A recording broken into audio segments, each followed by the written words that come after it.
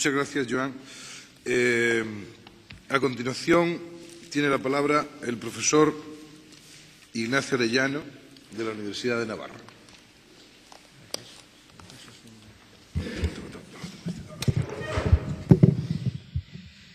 Muchas gracias. Gracias a Cilengua y a la organización del Congreso por permitirme estar hablando un poco, solo un poco, de materiales bíblicos en los autos que van a ser fundamentalmente en los autos de Calderón.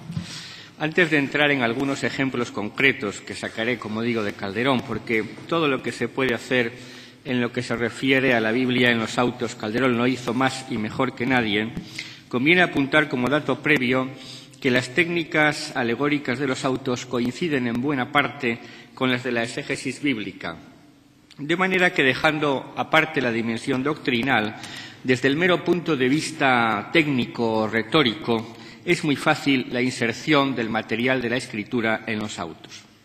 En efecto, como enseña el propio Calderón en el prólogo a la primera parte de sus autos, la única que apareció, puede distinguirse el argumento o historia del asunto. El argumento ha de entenderse a dos luces, siendo su literalidad sombra del verdadero sentido o asunto revelado por la interpretación alegórica.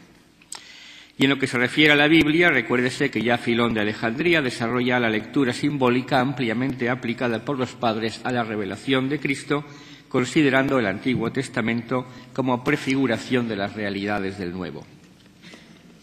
Es significativa la coincidencia en el uso calderoniano de la metáfora de la sombra para apuntar a este modo de figuración, que hallamos también en comentaristas bíblicos como San Ambrosio, quien escribe, por ejemplo, en sus explicaciones a los Salmos: primero precedió la sombra, siguió después la imagen, será por fin la realidad. La ley fue sombra del Evangelio. Las cosas que ahora se verifican en la Iglesia estaban como en sombra en las predicaciones de los profetas. Sombra era el diluvio, sombra el Mar Rojo, sombra era la piedra de que brotó el agua y que seguía al pueblo. ¿No era aquello que estaba en sombra un sacramento de este sacrosanto misterio? No hace el caso citar ahora numerosos pasajes de los autos de Calderón en donde se utiliza reiteradamente esta misma metáfora de la sombra para apuntar al mecanismo alegórico. Puede decirse, por tanto, que la técnica de Calderón para crear su alegoría poética es paralela a la exégesis bíblica, y de ahí que elabore su tratamiento de la Sagrada Escritura desde los padres, la tradición y la liturgia, sin olvidar, claro está, su inventiva personal en lo que es terreno propio de la poesía. Catalogar la materia bíblica en los autos de Calderón sería una empresa inacabable. Lo que más me interesa ahora desde la perspectiva artística es el modelo de inserción o la adaptación al contexto y la organización estructural dentro del mecanismo alegórico. Un buen ejemplo, entre centenares o miles, que muestran la complejidad y coherencia del corpus de Calderón, que alcanza desde los microtextos a los argumentos globales procedentes de la Biblia, esto es un microtexto mínimo, pero suficiente para percibir cómo maneja Calderón estos materiales, es, por ejemplo, el calificativo de el deseado en el indulto general. Epíteto que por el lado historial se refiere a Carlos II y por el alegórico a Cristo, el Mesías deseado, explotando también el juego de palabras conceptista, con que nombre y apellido a quien ya quiera explicarlos, con una disociación que incluye el nombre de Carlos, a quien ya quiera explicarlos segundo y deseado ha sido. El beato Juan de Ávila, por ejemplo, en un sermón de Adviento comentaba largamente ese epíteto mesiánico. Sepáis que el nombre de Jesucristo es el deseado de todas las gentes. ¿Cómo se llama Cristo? Desideratus cuntis gentibus, expresión que procede de la profecía de Ageo, capítulo 2. Pondré en movimiento a todas las gentes porque vendrá el deseado de todas las gentes. Recuérdese también que el sobrenombre de deseado se aplicaba frecuentemente al último monarca de los Austrias en muchos textos de la época, con lo cual cierra Calderón el círculo que va de las letras humanas a las letras divinas. Si ampliamos las posibilidades que desde ese microtexto, que consiste nada más que en una palabra, se puede extender a todos los mecanismos de Calderón en todos los autos, pues se entenderá fácilmente que lo que voy a hacer aquí es una aproximación absolutamente mínima a lo que el tema plantea en la obra calderoniana. Especialmente significativas son las adaptaciones que responden a los usos dramáticos o a la estética vigente en la época. El texto de Job, capítulo 10, De útero traslatus ad tumulum, por ejemplo, se aplica en el año santo de Roma al hombre, de vida tan escasa que de un sepulcro a otro sepulcro pasa, metaforizando el útero que menciona Job directamente en otro sepulcro, subrayando las connotaciones de la fugacidad de la vida según una formulación típica de lo que se suele llamar el barroco. Calderón va a modificar cuidadosamente otros textos con adaptaciones calculadas que casi siempre explicitan una exégesis de los padres. En La serpiente de metal, por ejemplo, se escenifica un episodio del Éxodo en el que Moisés convierte en dulces las aguas amargas de Mará, echando un arbusto que le muestra el Señor. El texto bíblico menciona solamente un leño, ostendit ei lignum, interpretado luego como tipo de la cruz de Cristo. Pues bien, Calderón precisa exactamente esa equivalencia añadiendo el detalle escénico de las ramas cruzadas. No es un leño, sino dos ramas cruzadas las que se utilizan en la escena del auto sacramental, lo que equivale a un verdadero comentario exegético. Arrancad aquel madero que cruzan dos secas ramas y al agua amarga le echad. Es decir, no es un madero cualquiera, es una cruz la que se echa a la fuente amarga. Esta materialización de las imágenes de la Biblia, esta explicitación de los sentidos, del sentido de un texto bíblico, es, claro, característica del género teatral, que es donde se puede convertir en elemento escenográfico pues dos ramas cruzadas, por ejemplo. Es, digo, característico del género teatral y, naturalmente, de la maestría de Calderón, que desarrolla dos tipos de escenografía sacramental que podemos denominar escenografía mimética y escenografía mística. Calderón ofrecerá, en efecto, descripciones miméticas, como la de la viña en la viña del Señor. Es decir, tenemos un espacio dramático que se materializa en un espacio escénico de calidad mimética. En la viña del Señor tenemos una descripción de la viña, con cerca, bardas, torres de vigilancia, etcétera, que tendrá una materialización escénica diferente según las posibilidades de la compañía teatral, la riqueza del decorado, etcétera. Pero el texto del auto se apresurará a subrayar su sentido espiritual, apoyado en este caso en un fragmento del profeta Isaías. Dice la malicia: «Qué fértil viña bella que hasta hoy no vi será la que cercada, tanto sobre las bardas se descuella, que deja ver en ella de fértiles verdores coronada los laberintos de amorosas lides con que se enlazan pámpanos y vides». Y Lucero responde: «Que fuera infeliz que la alta torre de la viña atalaya unión tuviera con aquel canto». Se refiere al canto del pasaje de Isaías, el canto de la viña de Isaías. La realización escénica de esta viña, como he dicho, puede variar en su dimensión mimética, pero lo decisivo es el sentido alegórico. De hecho, según las instrucciones de la memoria de apariencias autógrafa, que son datos de la memoria de apariencias que no están en el texto dramático, pero sí en esa memoria de apariencias, los adornos del segundo carro han de ser un emparrado y su pintura instrumentos de vendimia. Hasta ahí, calidad mimética. Y en su elevación, en un cogollo de hojas de parra, ha de aparecer un cáliz sin hostia tan grande que subiendo otro niño delante de él se muestre descubierto. Descripción que contiene dos rasgos significativos. Por un lado, la convención sinecdótica que en el corral se produce de la misma manera para las comedias normales y corrientes, mediante la cual un emparrado y la pintura de las herramientas del viñador evocan una escenografía mimética de la viña. Por otro, la presencia de ciertos elementos exclusivamente simbólicos, como el cáliz, conducen a una lectura mística del conjunto que supera la mera función ambientadora. Una variedad interesante la tenemos en el auto de las espigas de Ruth, donde se advierte de nuevo el admirable dominio de Calderón en sus composiciones.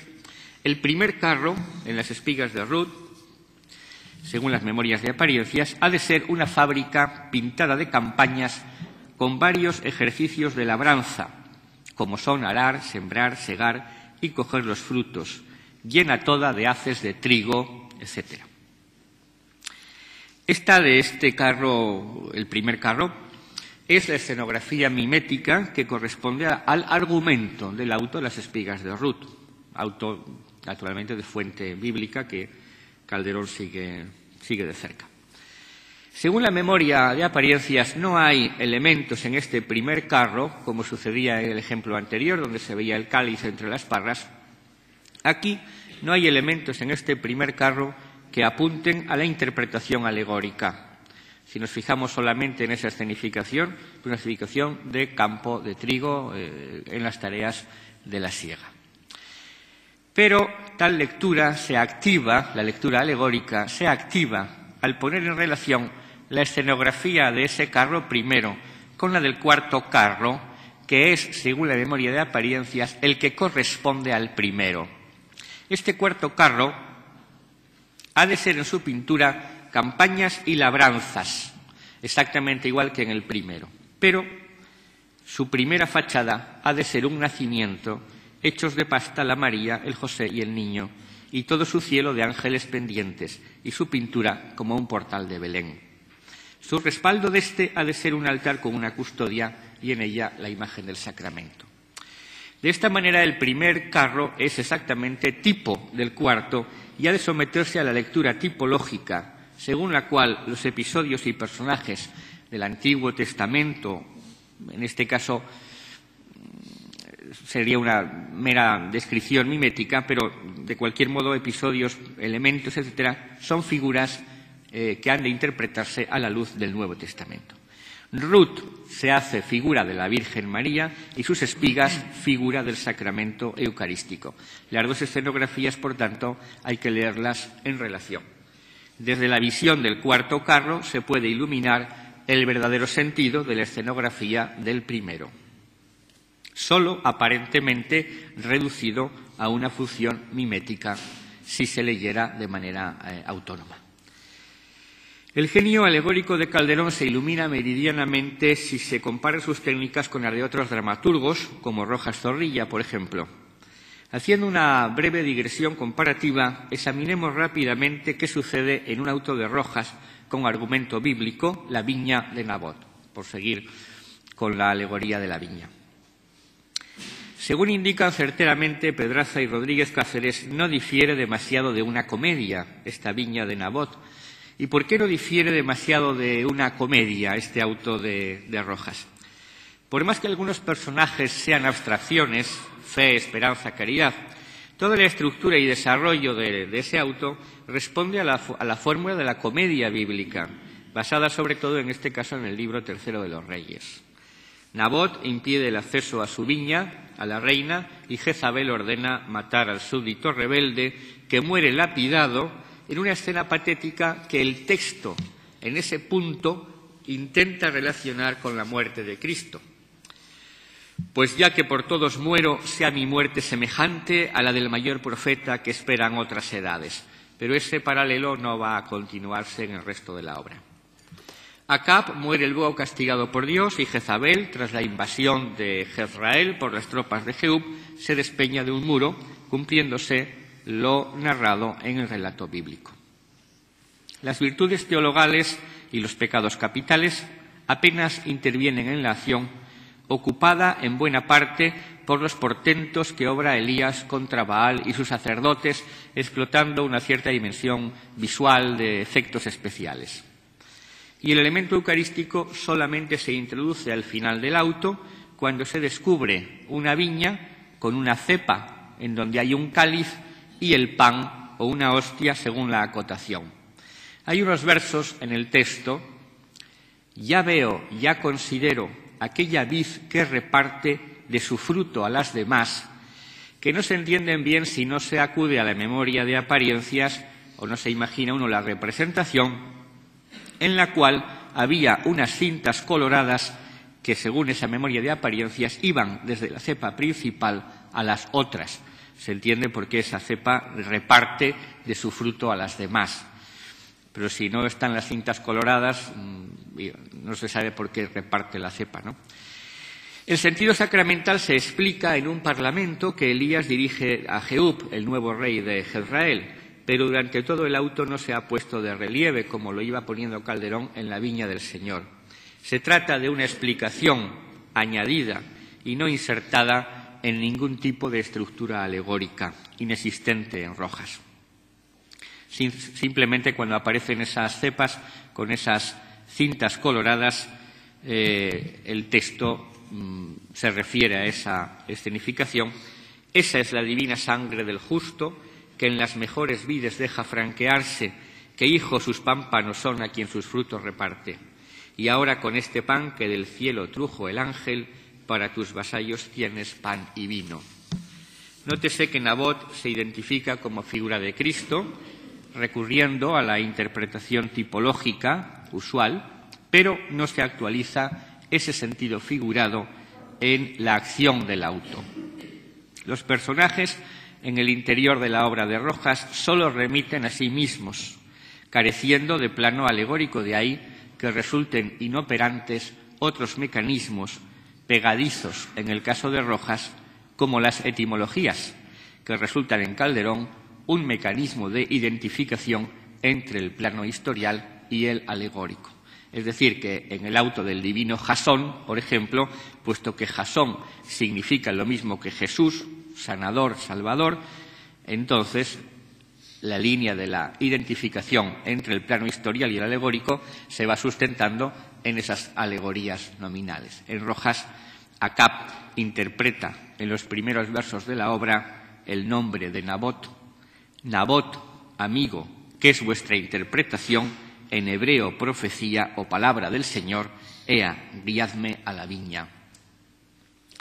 Pero tal significado no servirá para el desarrollo de la alegoría, es decir, no servirá para ligar un plano historial al alegórico, porque en Rojas solo existe el plano historial.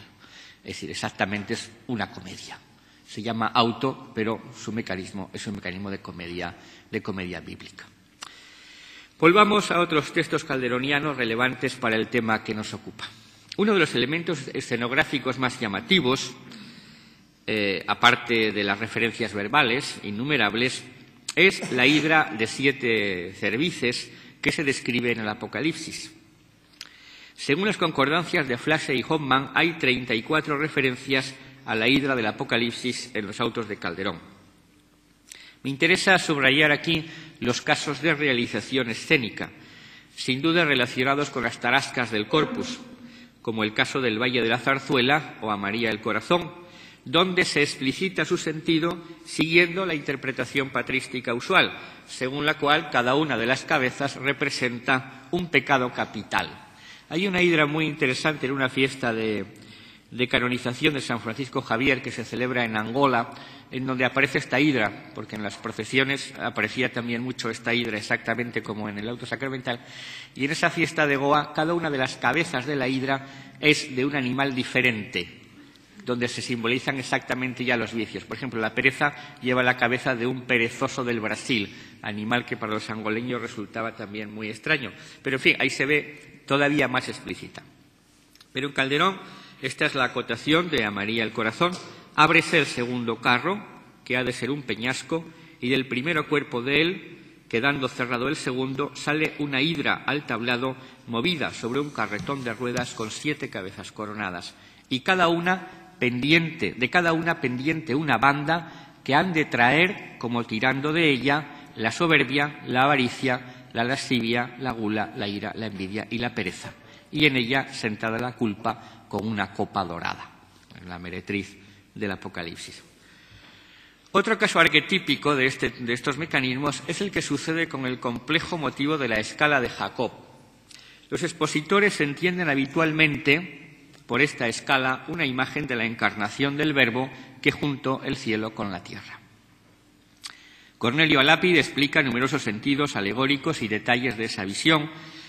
Calderón utiliza el motivo en numerosos autos. Recordaré solo aquí El diablo mudo, en el cual la escala alcanza representación escénica de valor exegético en 2 carros de la representación.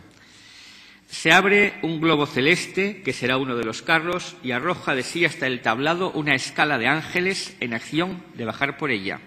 Y en lo alto se ve un trono de resplandores en que está la naturaleza divina, la cual por canales de elevación ha de bajar al tablado cuando lo digan los versos.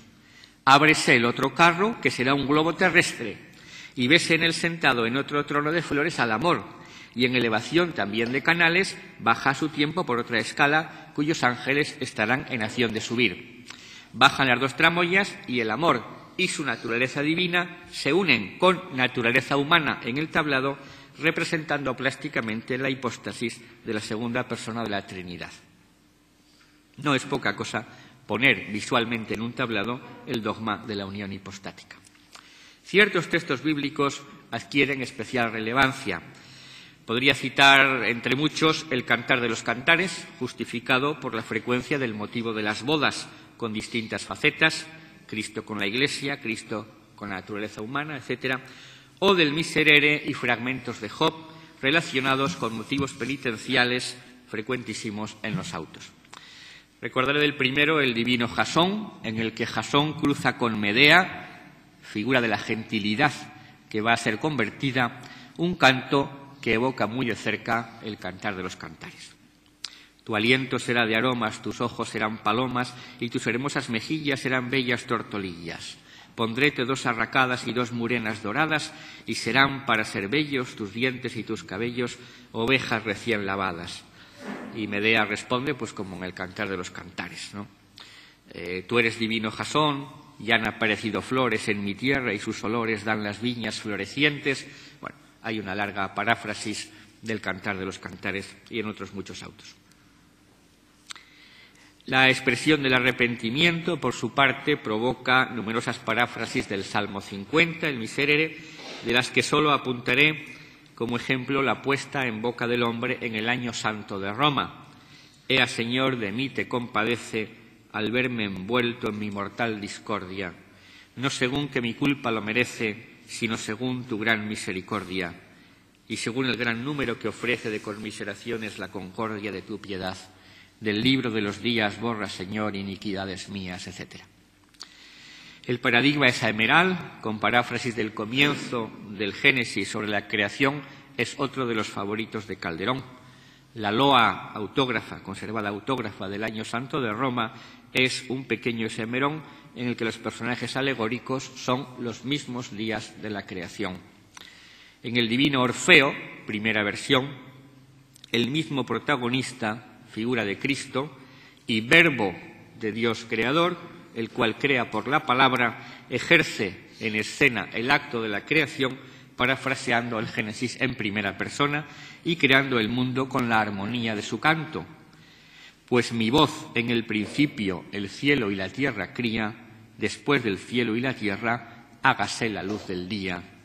El firmamento de estrellas entre las aguas asista, resplandeciente y las aguas de las aguas se dividan.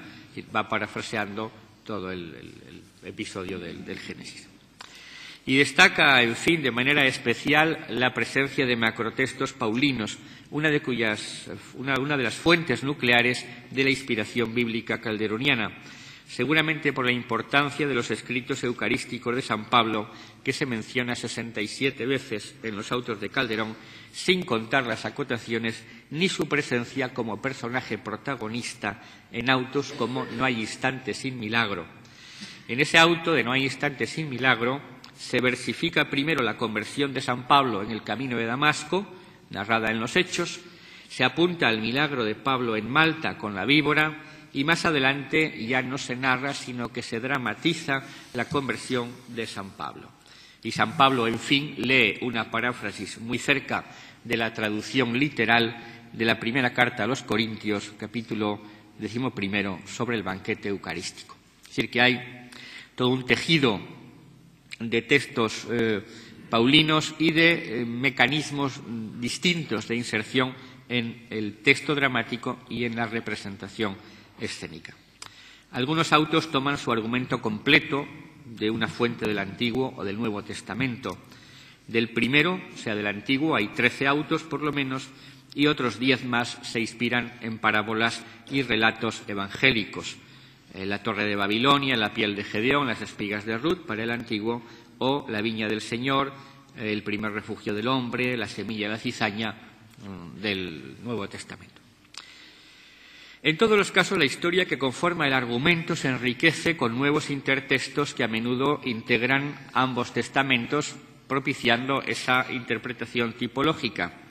La viña del Señor, por ejemplo, arranca de la parábola de los viñadores infieles, pero involucra otras parábolas, la del sembrador, de San Lucas, capítulo 8, y de textos veterotestamentarios como el canto de la viña de Isaías, capítulo 5, la viña del Salmo 80 o la viña de Sodoma en el Deuteronomio. Es decir, que ahí Calderón, pues todos los textos donde aparece una viña los va poniendo, tejiendo el conjunto, ¿no?, como una verdadera mosaico de motivos insertados en su trama.